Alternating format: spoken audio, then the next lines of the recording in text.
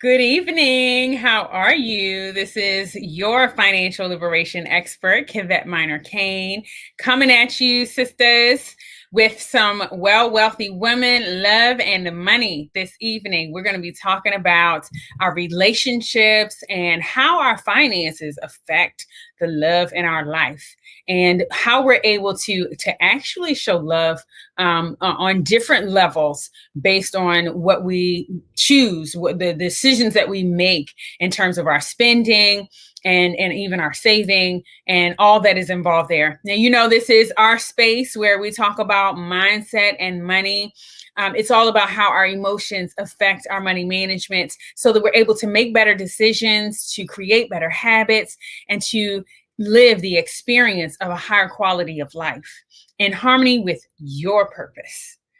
So this evening, I thank you so much for joining me, for being here.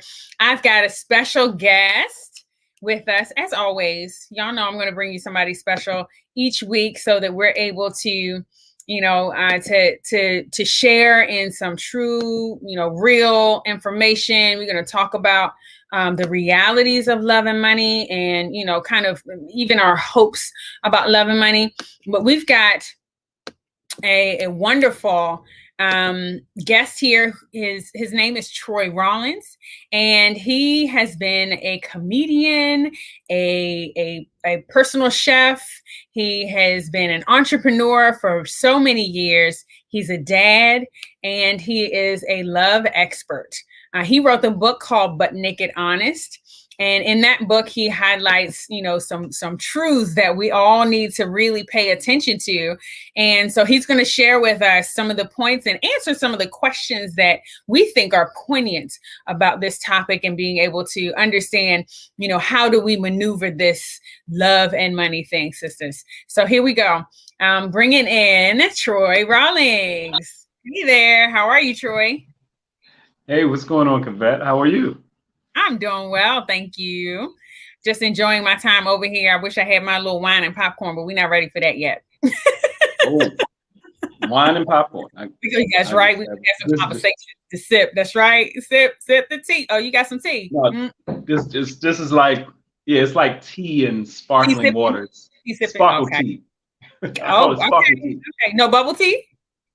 No, not. I don't need the stuff all up in my mouth. That's right.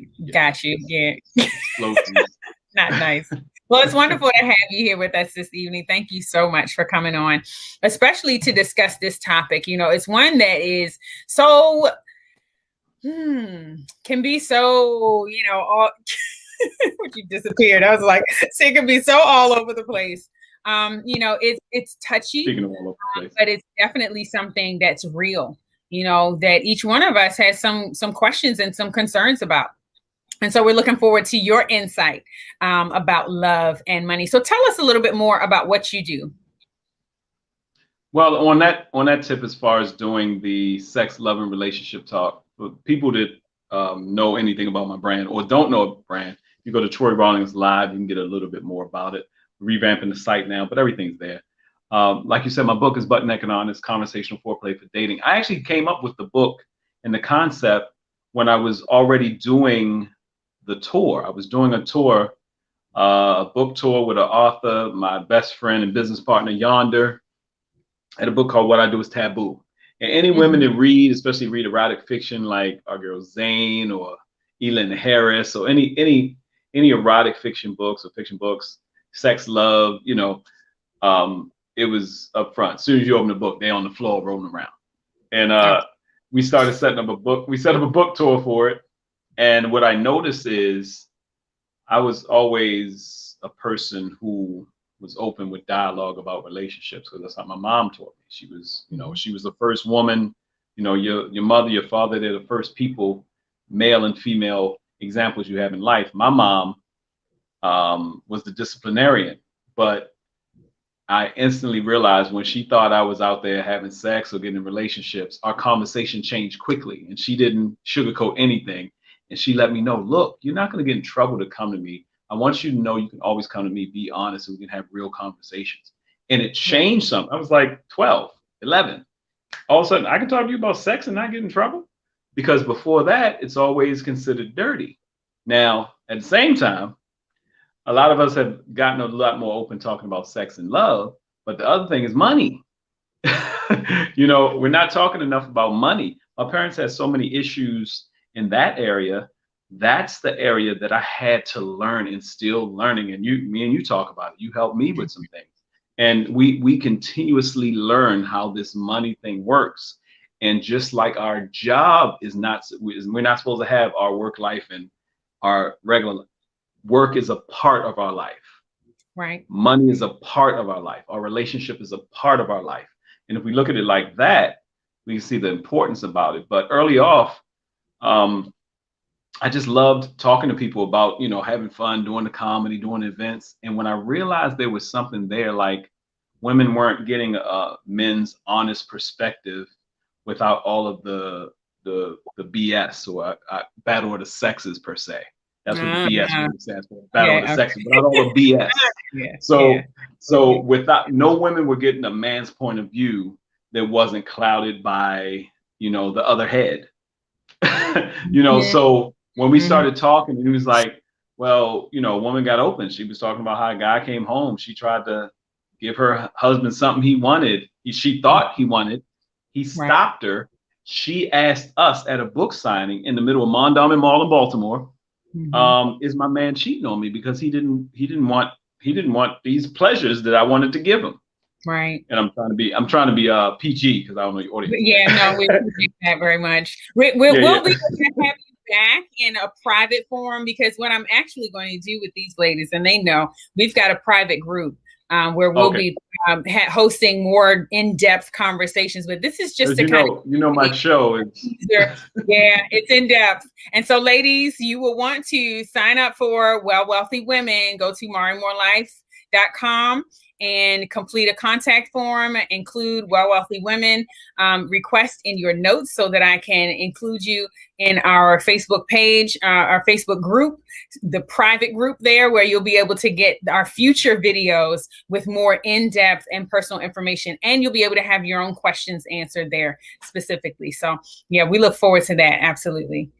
But go ahead. So little by little, I realized that men and women weren't talking, and then women who were married or with somebody and were having problems intimately, and for some reason we don't connect money to intimacy. I think we should, because there's certain, now you want your relationship kind of dirty through prostitution, so people kind of want to keep money away from and the same thing with sex, and the same thing with sex being equated to something bad. It was my mom that took away, rest in peace, God bless her soul, she took away the negative connotation about sex. And anything that has some kind of negative connotation, people fighting over money. If you saw people hustling, we come up in an area in Baltimore where, hustling for money or doing this, or people getting killed over money, or arguments over money, then that does the same thing as prostitution, all that stuff with sex and money, or, oh, she's hot, so my biggest thing is to help men and women communicate better in love. And I realized as this woman was talking, and I talked to her, and I was like, oh, well, he might still be at work. It takes us longer to deprogram. The look on her face, like, men have brains? Right. I was like, but I was like, man, take a moment. This is tight, because she stayed there for 2 hours of a book signing and talked to other women. But we're in the middle of a mall. And it was open dialogue, kids, and I was like, man, what if we made this a forum? We started in the back of Carl Weber's bookstore in Baltimore with 12 people. 12 months, we was in front of a ballroom of 1,000. Oh, wow. So, awesome. Yes. Yeah. So we look forward to being able to have more gatherings like that as things open up, moving beyond COVID-19. And I know that you still continue to host events, so folks can connect with you online, especially at your IG at Troy Rawlings on, didn't mean to do that. At Troy Rawlings on Instagram. And they'll be able to connect with you there and find out what shows you have coming up and what opportunities that they'll have in order for dialogue to come up. So you guys will be able to connect with Troy there. He'll be back in just a moment. But this is absolutely, the reason why I do this. It's so that we're able to make sure that we are having these open conversations and recognizing that there is a place where we can have this dialogue. There is a safe space where we can be able to open up, and ask questions about stuff that people would normally say, well, that's a stupid question. No question is stupid. No question is stupid. Don't ask. That's stupid. It's not asking the question. And so making sure we're opening up everybody for that.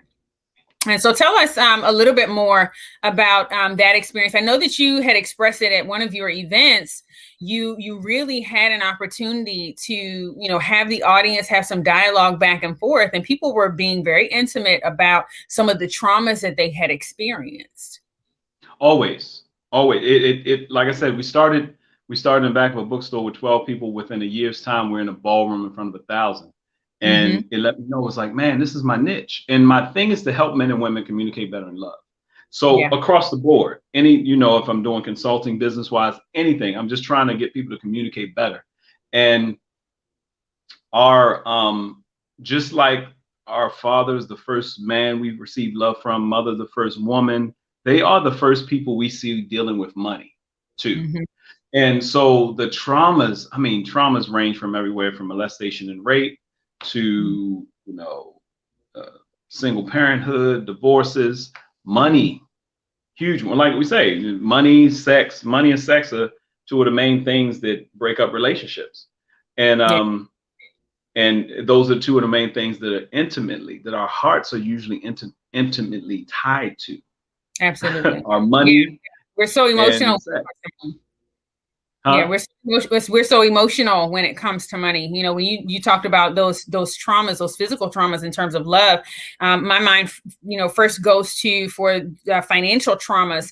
Talking about like when people get their electricity cut off, or if they get evicted, or if they've got a bad credit rating, or they've got bill collectors calling them on the phone threatening them. Those are traumatic events financially that can be very detrimental to someone in terms of their self-esteem and their personal confidence. And that will affect them being carried over into a love relationship, especially if they saw their parents fighting over money, or they saw, like you stated, people in the neighborhood fighting over money, and they realized that money was such an emotional thing, but for them, their introduction was traumatic.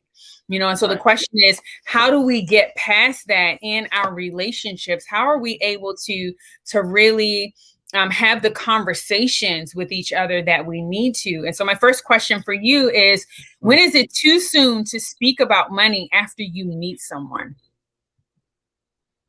Oh, here's a because there's different areas of thought on this. There are the women that want to know up front what a man is making, right? And they're very swiping and see what the balance is.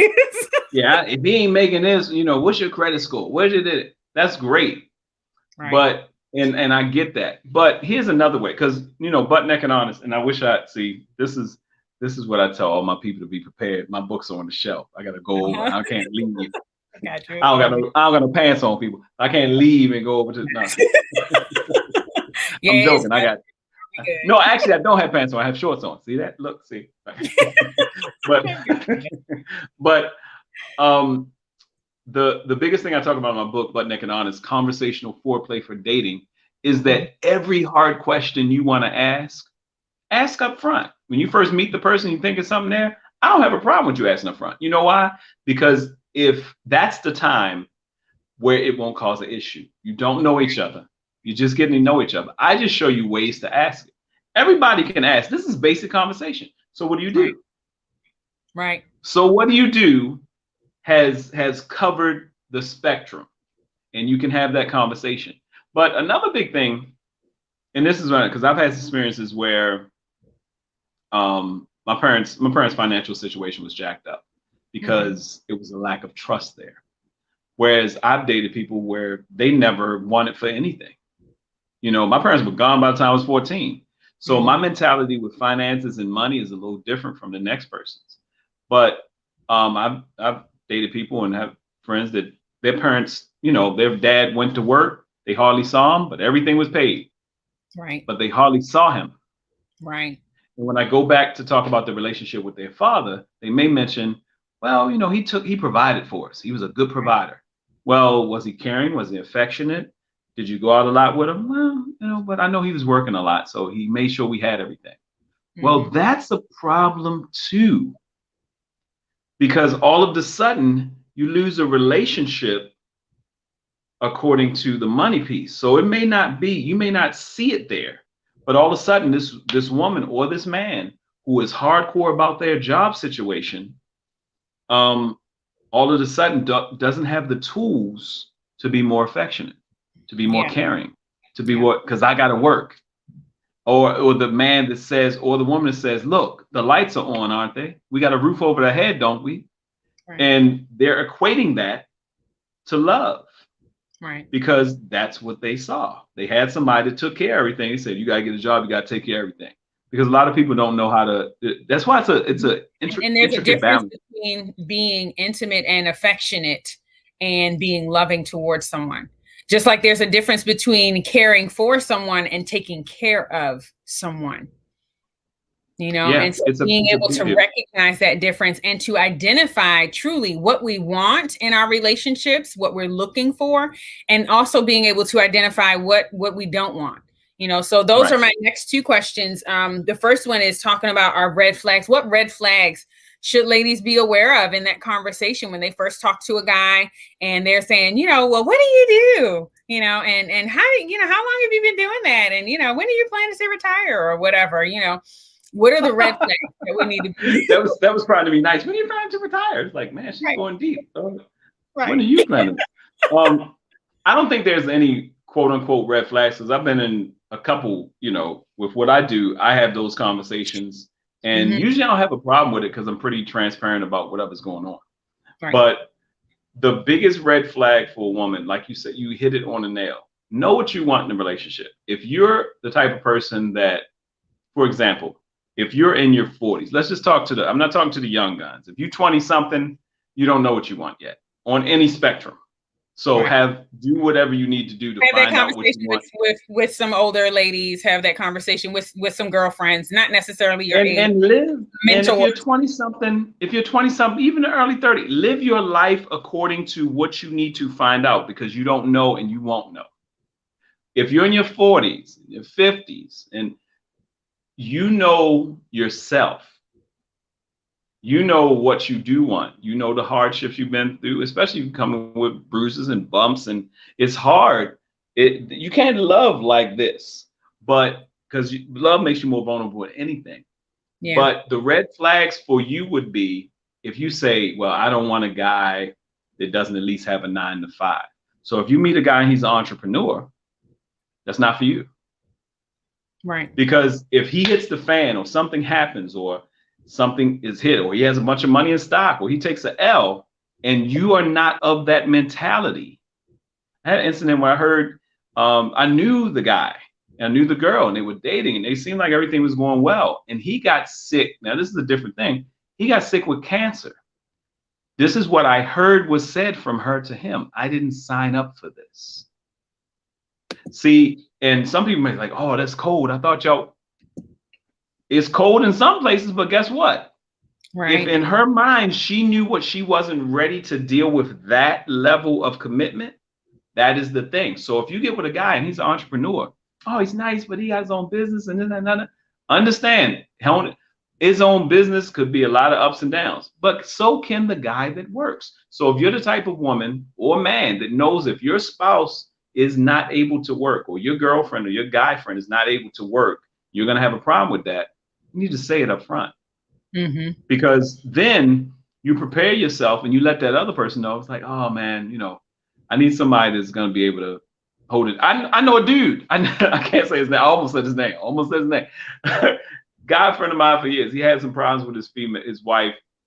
They were going through ups and downs. He was always talking about it. It was just his thing. He was like one of those guys. It's like he was ragging on it. I could tell he really wasn't happy. But when she left him, he said, I can't believe she left me. I can't believe she left me. I got to pay all these bills by myself. I was like, what? But they had a crib in Beverly Hills. They had, you know, he's like, I've always had a relationship, Troy, to have balance. I never thought of it like that. Like some people, that's their thing. I need to stay in a relationship because two is better than one. And for those that are with somebody, you've been with somebody for a long time, but you're like, oh, we're not ready to get married yet. We're trying to get this together. We're trying to get that together. Hello, McFly, wake up. Two are better than one. If you've been with this person and this is your person, why not get married? You're trying to do things individually still. Right. Well, the thing even there, and I will, you know, question that or challenge that is that, you know, if you're not ready to be committed to a person on that level and that level of love, you know, it's okay. So then the relationship could be one of convenience, you know, where then it's just a financial. If you just or sensual, you're just trying to get you like going out with the person. It's a sexual relationship, it's whatever. Call it what it is. That's my biggest thing. Call it what it is. But if you know you want to be married, you know you can't be married to somebody that doesn't have a 9-to-5, or doesn't have security, it doesn't have a 401k, and then have those conversations up front. There's no problem having it when you first meet. The problem is 3 months down the road. Y'all hitting it. Everything's going this way. You thinking this, love conversations doesn't happen. And then you have a problem because COVID hits. Right. And one of y'all lose your job. And you've been staying together. Right. That's when the situations happen. Yeah. Yeah. And COVID because convenience ain't convenient no more. We from Baltimore. If you've ever been snowed in with the wrong person. If a blizzard ever hit and y'all was having fun and all of a sudden you realize you snowed in with the wrong person, day 2. Yeah. You like, let me get a shovel. So you ain't gonna shovel the snow. Let me get my shovel. I'm about to dig out of here. He wake up like, babe, where you going? You got on mittens and everything. I'm gonna go ahead and shovel the front street. The street. Right. I'm gonna shovel your car out. Yep, exactly. So it's very important for us to make sure that we are very clear about what we want, but not only what we want in a relationship, what we don't want. And in identifying that means not just the physical things or the emotional things. It also means looking from a spiritual standpoint, what we want in a relationship, because spirituality will guide our financial decisions in many situations, you know, and then also from a physical standpoint, you know, do you have someone who, you know, is going to eat healthy with you and wants to spend money on quality foods, or do you have a junkie? I'll say something. I'll make it more plain. I'll make it plainer than that. Are you attracted to this person for real? Right. Because when you start doing better and you look over, I know a sister. I make sure I say sister, brother. Don't use anybody's name. But I know a sister, and I forgot how long she was married, but her business was flourishing. She was doing good. Her guy retired, so he's retired from like UPS. That's a big deal for him. He's a little older. He retired, but he also retired and started sitting around. And she had on her business doing good. She wanted to travel. She wanted to do A, B, C, and D, and he wasn't down with it. And she started looking. She out here searching. You know, she out here looking, and found they eventually got separated. But on paper, if you looked at their financials, you would say, oh, they got it all together. Let me tell you something about that. Let's talk about this. How is it that Bob Johnson, who sold BET, couldn't keep Sheila Johnson? He had $3 billion. The richest man in the world, Jeff Bezos, Mackenzie Scott, separated. Mackenzie, they get divorced. Mackenzie marries a school teacher. Because it's not all Bill about and Melinda Gates. Bill and Melinda Gates, divorced. Yeah. So what the universe, world, God, whoever you want, is telling us that there is something else. Billionaires are getting divorced. Right. So it's not about the money first. Money is important, but make sure that made a good point. Be honest about what you want. I'll say this too, because we have a lot of business women who aren't married, or I know business women who started their business while they were married and their marriage couldn't handle it. I had a man tell his wife that I was working with, a phenomenal book author, she was getting successful. He said, I didn't think this little, he's the one that came to me to help her. Right. But he didn't He said, think I didn't think this book was going to get that. So popular. success can jack you up too. Some people say, oh, if the money, that's not the only thing. Yeah. And so that's one of the reasons why I promote making sure that we're focusing in on our own mindsets, making sure that we are whole and healthy and clear and conscious, because situations in our life can change. We can't control what other people do. We can't control the changes that other people go through. All we can do is control how we react to it. Right. And make decisions to pivot as necessary. Right. And the thing is, I believe that all any of us is looking for is peace, love, and happiness. And if we can find that, and in an effort to move, in a direction, making whatever choices we make, it is moving in the direction of whatever we believe is going to bring us more peace, more love, and more happiness. And money is a conductor for that. Money is not the key. Right. It's not. Yeah, exactly. It's not the end all be all say all. People believe, money is wicked or evil. It's not. All it does is it highlights the characteristics in a person who might be already greedy or wicked or evil. It does enhance who you are. Yeah, money does. People's like, money change you. No, money don't change you. It enhances who you are. It may change your address, your car, your clothes. But it will reveal and enhance who you are. Absolutely. If you was nasty before, you're gonna be a nasty millionaire. Right. Even worse, maybe, because now you can afford it, you're gonna be screwed. Right. And the thing is, but if you're a generous person before, if you work on being grateful, for the little things, if you work on developing humility and maintaining your integrity, even when you have a small amount of money, then when you get a great amount of money, you will still be able to maintain that character, and the money will only help to enhance that. It will allow you to give more. It will allow you to be more grateful. It will allow you to show more humility, in the choices that you make with spending that money or investing that money, saving that money, whatever you choose to do with it. But making sure that we are being clear and conscious in our own minds before, we allow money, I guess, to guide us in a certain direction. And just being conscious of who we're dealing with and what their perspective is. Because the hardest thing is to bring two imperfect people together and try to make a perfect relationship. Any relationship is any good relationship is a combination of two good forgivers, because we all make mistakes, right? Constantly. I would say on that, as far as being open, a lot of us aren't open anymore. Once you get hurt, I heard a psychologist one time break down the cycle of the false self. You get hurt, and then you say to yourself, I'm never going to let that happen again. And then you start creating this character that is not you.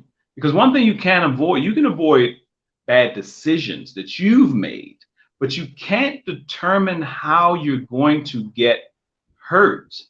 You can avoid bad decisions that you made. If you were with a narcissist, or you're with somebody that's abusive, or you're with somebody that abuses money, there's somebody that's greedy, and you can avoid getting involved with a person like that again. But you can't avoid hurt, and if you're open. So being open to whatever's next and whatever's best for you is an important process to get into. So I'm not saying make sure you understand, we're not preaching that you go on a rampage. Oh, they can't do this, they can't do that, I'm not gonna get with them. Your butt, I don't know if I'm gonna say ass, but your butt is gonna be alone. I'm serious, because that's what we had. We're talking about people like Kevin Samuels that come out and they talk about different things, and they may not be very compassionate. But I hear part of what he's trying to say. But Kevin's been hurt. Let's be real. Kevin's been hurt. He's a person, you can see it in him. He got a chip on his shoulder against women. Even a woman that's come and give him praise when she talking to him, he like, well, what are you calling for, ma'am? I'm like, calm down. Right. But Right. Well, the thing is that we that's can't avoid being hurt if we are allowing ourselves to love, because that's the vulnerable part of it. But we right. have to understand too that it takes a lot of strength to be vulnerable because of that possibility. That's it. That's it. Yeah. Yeah. So making sure that we're conscious of that. So that brings me to my last question for you, which is what green flags should ladies look for when they're looking for their guy? And, it's okay. We've talked about, deciding on what you want and what you don't want. Well, what are the green flags? What are the things they should look for? We want a gentleman who will hold the door open for you, Well, see, it's funny you mentioned that. I was about to say that because some people don't, like, I know a lot of guys that when I say stuff like that, they're like, man, whatever. I'll take care of my woman. Let me tell you what, for me, why it's important. Like I do it with my daughter, and she's at an age now, even at being 9, it's kind of weird to her for me to, she's like grabbing for the knob, and then she's like, oh, my father's here. He's gonna open the door for me. And because she's sitting in the front seat now and she's bigger and she can open her own door. And it's funny because I'm watching her as a little woman, what she does, and how before was no big thing, but now it's like, oh well, okay, I'll let you. Because I meet grown women and you slapping hands at the knob, and these are certain things that if a guy pays attention to details, that's a green flag like a mug. If a guy's paying attention to details with you, the next time you talk to him, he remembers stuff from the last conversation that you might have not even thought about. If he is a gentleman like that, if he's, guys, we tend to trip over our feet for what we want. Yeah. We get very, very involved. We're the original fans. Quote unquote fanatics. Fan is short for fanatics. So if a guy is into you, he's paying attention to details. He's very much if we can't get you off our mind, we can't function. We're usually pretty compartmentalized. Now, if a guy's like, oh, and some of them like, I don't need the Google Eye guy. If a guy's handling his business, that's the guy I want. Well, a friend of mine, she's retired. She went on a dating site and she's meeting these different guys. And she's like, oh, Troy, I like this guy. He seems good. He's tall and chocolate. I like chocolate. Oh, you like chocolate, man? Oh, he's chocolate. But, he's in his late 50s. I'm retired and I want to travel. And, he said he works 12 hours a day. I said, okay, so what does that tell you? She's like, I guess it's not going to work. She's 62. She still talks like she's a teenager. I guess it's not going to work. Right. Well, because we want to make it. Sometimes we as women want to make it work. So do the dudes. So do us guys. We know. We looking at the body. We looking at it. Something about I like, but something. Something off. A friend of mine told me about this lady, and this is gonna step on some toes somewhere. She every time he took her to a restaurant, she was complaining about something. He was paying. One time she complained about something on the bill and he paying. He's like, it's okay. And I was like, how does that not happen the first time? And you're like, So several times this chick is complaining when they go out. Yo, she's a complainer. That's what she does. It's not, what I'm saying? So green flags, he pays attention to details. He's a gentleman. And watch how he treats other people when y'all are together. Right. If he's tipping, if he's saying thank you, if he's starting conversations with people on the street and he's joyful. If a guy initially has a joy about him. Now I'm going by me because a lot of this is some things I do, but I'm also going by the type of person my father was and how endeared people were to his personality. Now he suffered from depression, but I'm saying these things because if a guy's paying attention to you, that's a good green light. Because if he's paying attention to you at the beginning in details, paying attention. Now, ladies, I'm not talking about what you consider details. He said he was going to call me at 7. He ain't calling me till 7. I'm not talking about that. I'm not talking about the little, you said, I'm not talking about the you said stuff, ladies. I'm being pickaninny. I'm not talking about the nagging. Don't be raindrops on the Right. roof. Yeah, right. Got you. You ain't called. He know if he called you Monday, called you Tuesday, didn't call you Wednesday, the conversation on Thursday is gonna be like, why didn't you call me Wednesday? You know, so don't. But he already should know that. If he's been consistent, he should be consistent. Baby, don't assume. So look, Another but it's thing, all in don't assume. communication. Right. But it's all in communication. The first question is, how were you yesterday? How did everything go yesterday? If you didn't, so you can kind of not be, oh, you didn't call me, fussing about it, but because then that shows up who you are. Yeah. And then you'd be surprised. We have to make sure we're paying attention to that. Yeah, I tell people this all the time, and this is something I want people to realize, women and men. The one thing that melts masculinity is femininity. So if the guy is a masculine guy, he doesn't want to be with a man. You don't have to battle with him. This ain't a position at a job. This ain't a. Let your femininity come out. If he's a guy and he seems so man, he's so nice, this, that, another. It should. So, well, Troy, what if I don't have soft edges, stuff like that? Your ass better read a book, talk to some people, do what you do. Because if he's into you and you know what I'm saying? Get it together. Get rid of the hard edges. Saying some of that stuff down. Right. So we got to do. But be open. And like I said, Kavette has my information, TroyRawlingsLive.com. You guys, we're gonna have dialogues.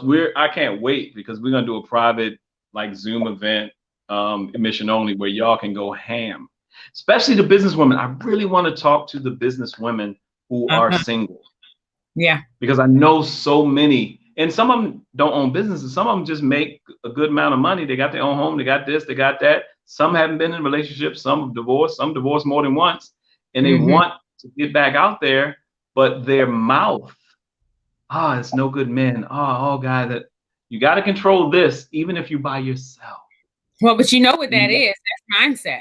That is how they think. That's their mental mindset together, because that mental mindset, those thoughts then feed into the emotions in your heart. Yeah. That creates your emotional responses. And that's the words that come out of your mouth, the actions that you participate in, and your spirituality can then be affected by that, or can affect the change. So you've got to be conscious of those things. And we tend to criticize or talk about people the same way we talk about ourselves in here.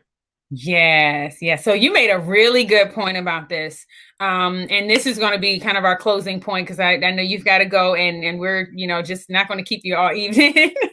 We can do it again. We're going to do it again.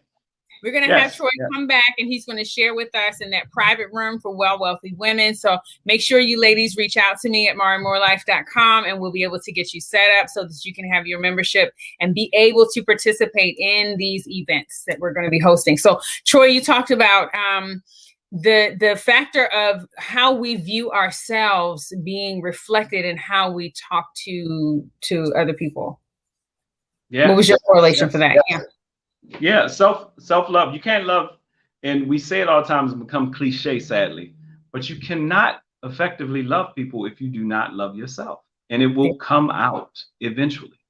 A lot of people, I've talked to women, and I hear how they talk to themselves just in passing, or they throw scenarios, I'm always doing it, and little down talk and stuff like that. I'm like, no, we're not putting affirmations on our wall in front of us in our bathroom for fun, people. They're not millionaires and billionaires telling you to put affirmations up and write out your goals and say these affirmations. This is not for fun. Think and Grow Rich and all these books that are damn near centuries old. They're not saying this for fun. They're saying it because you have to change your language. 80% of what we think about is from the previous day. I think 90% of that is negative. If you go to bed watching the news, and all news is negative now, because if it bleeds, it leads, and there's so much competition that we have to have the most dramatic news. If you're compounding yourself and you don't have deprogramming, you're not meditating, you're not at least putting words of positivity. I am beautiful. I am confident. I am amazing. I am wonderful. I am wealthy. I'm a woman. Da, da, da. If you're not saying that stuff and hearing yourself say that stuff, it's, you know, and Quebec can help you with all of that. But if you're not talking flirtatiously, fluidity, flow, liquidity, currency, all these words that are used with money also need to be used with how you treat yourself. It has to be a flow. You shouldn't be stopping any of the admiration or love of yourself. Eddie Murphy said something that sticks heavy in my mind, and it's very, and I'll kind of end on this. And recently he was on Drew Barrymore's show, and they were giving him all these accolades for, you know, new projects and what he was working on and awards and all this stuff he's doing and Coming to America too. And he said, and she was like, I heard that you really have a great relationship with God, and that's a spirituality, and that's why you stayed away from a lot of stuff. He said, yes, I'm cool with my relationship with God. It's no base religion, like heavy religious. He said, but you know what it is? I love myself. I've never beat myself down. I don't hate myself. And I'm my biggest fan. And he just kind of chuckled to himself. But it made sense. Yeah. Now, when I look at the span of his life and how confident he was and how much he accomplished and all the things and how he carries himself now, 11 kids, and he got a big home, and stars still treat him like a star. He doesn't drink. He doesn't do drugs. But now I get it. He said, at a young age, I found out what I was supposed to do. And I love myself. I've never beat myself down. I don't hate myself. I'm my biggest fan. And if I could send a mantra out, it's learn that before you get into a relationship, because whatever's in you is going to come out. And on that note, our mantra here at Well Wealthy Women is self-care, self-love, self-worth, self-first. I love it. Self-care, self-love, self-worth, self-first. Because we build up in that order. You know, when you take care of yourself, then it's a demonstration of the love that you have for yourself. You build up more love. When you love yourself, then you build up your value for yourself, your self-esteem, your confidence. And that, of course, all comes from putting yourself first. Recognizing that we cannot serve from the overflow if we're not already full. And that's what being a wealthy woman is all about. Absolutely. So thank you so much for coming to share with us on this topic of love and money. Just a little tidbits to kind of whet our appetite so we can get over in the private room without. Because my shows are usually 2 or 3 hours, so 40 minutes is like, what are we doing? What is this? Yeah, well, we look forward to that time. I finished. I turned out the light. No, thank you. Okay, right. So, thank you so much for being here with us. We will look forward to being with you again very soon. We'll have you on next month because, ladies, you know that we're doing these topics on a monthly basis. It's the 1st through the 4th week every month. And then the 5th week of the month is a special bonus story time from moi. So you get to hear some of the goods on, you know, what happened here and what happened there and what happened was. And so we're going to talk about that and have a good time. You know, it's about really making sure that we're enjoying ourselves as we improve our mindset. We got to laugh. You know, we got to have fun. And for me, it's about playing with our money. So if you want to learn more about how to have fun with your money, go to my website at mariamorelife.com and read about my $1 a day challenge, the savings challenge. It is a game that you can play with yourself in order to have fun with your money. And so Troy is gone for us, but I will look forward to being with you ladies again on Monday for Mindful Money Moment, and then next week again for Wealthy Women. So thank you so much for joining me, and have an amazing evening. Take care, ladies. Stay well and stay wealthy.